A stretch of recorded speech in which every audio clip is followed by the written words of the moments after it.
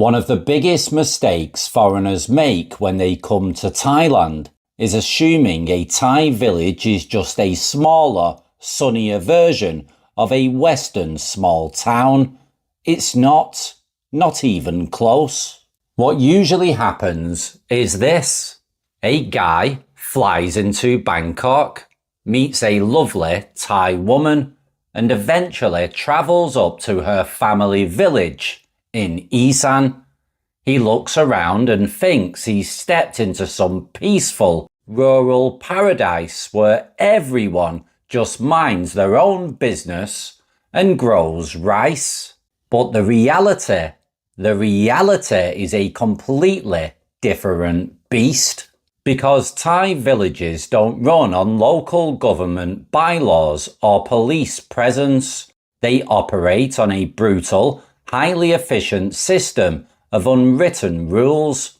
We're talking about deep-rooted family obligations, rigid social hierarchies, intense community pressure, and an information network that would make MI6 look amateur. In a typical village, everybody knows everything. They know who got married, who's getting divorced, who borrowed money from the local loan shark, who just bought a new pickup truck, who has a foreigner sending money home, and exactly who drinks too much lau khao on a Tuesday afternoon. Now, to a Westerner obsessed with privacy, that sounds like a living nightmare. It sounds toxic and intrusive. But here's the thing most expats miss. This isn't just small-town drama. It's a highly calculated social system that has kept these communities functioning for generations. So today, we're going to strip away the tourist postcard fantasy and look at how these villages actually work and why so many foreigners completely lose their minds trying to navigate them.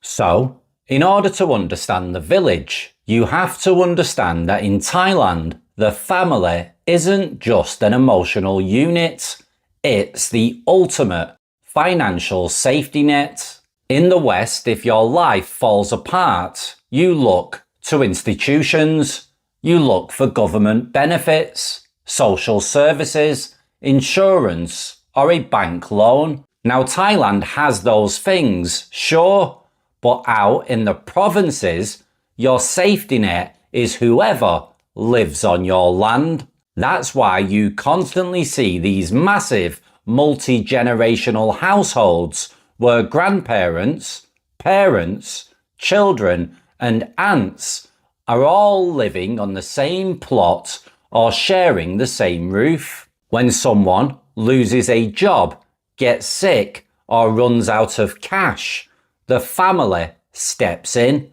It's a beautiful system of mutual survival. But here is the catch that hits foreigners like a brick wall. That support system isn't free. It comes with massive, lifelong obligations.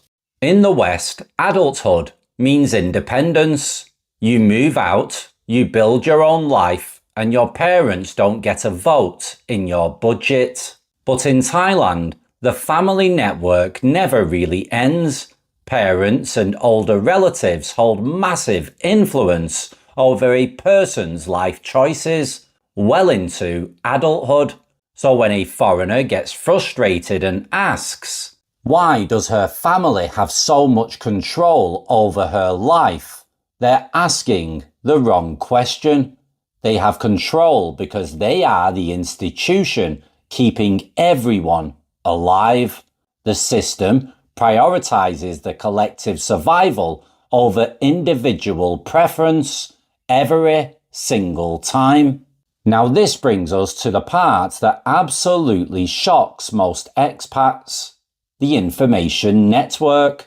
People joke that Thai villages have a better intelligence grid than the CIA, and honestly, it's barely a joke.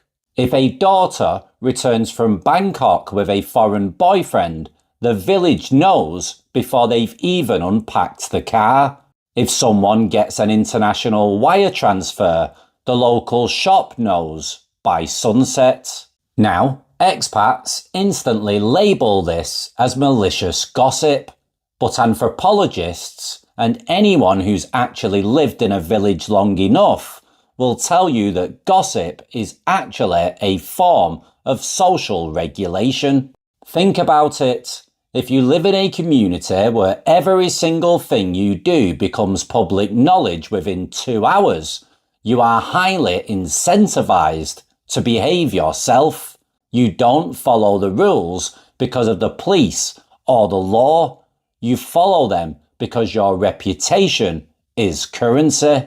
If you get a reputation for being dishonest, lazy, aggressive, or a bad provider, that stigma follows you for decades. And because you can't just pack up and disappear into the big city, your reputation directly affects how your family is treated. And that tie-in to reputation is exactly why the concept of saving face is so weaponized in rural communities. In a village, you cannot hide.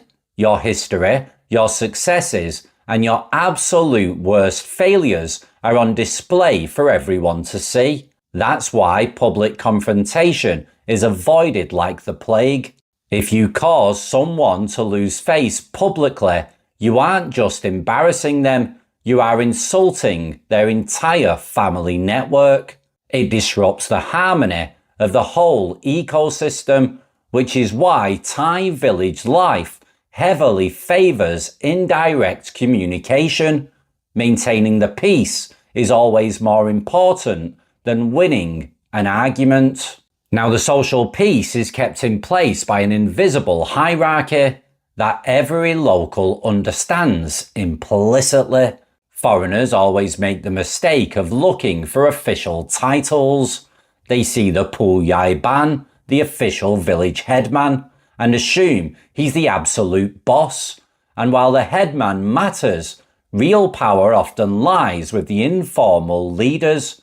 It could be a wealthy business owner, a deeply respected elder, a long-term serving teacher, or just a family with deep historical roots and massive connections.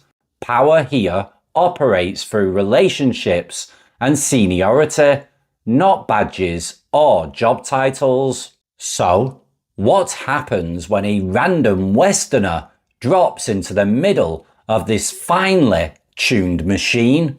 You become an instant celebrity, whether you like it or not. Suddenly, everyone wants to know, where is he from? How old is he? How much money does he make? How did they meet? Is he going to buy her parents a brand new house? Now, a lot of expats completely misinterpret this intense scrutiny. They get defensive, paranoid, and feel like they're constantly being judged by a jury of strangers. But most of the time, it's just pure, unfiltered human curiosity. You are the most interesting thing that's happened in the village all week. Now, this is where the divide happens. Some foreigners absolutely love village life, and others end up miserable, hiding inside their air-conditioned rooms. It always comes down to expectations.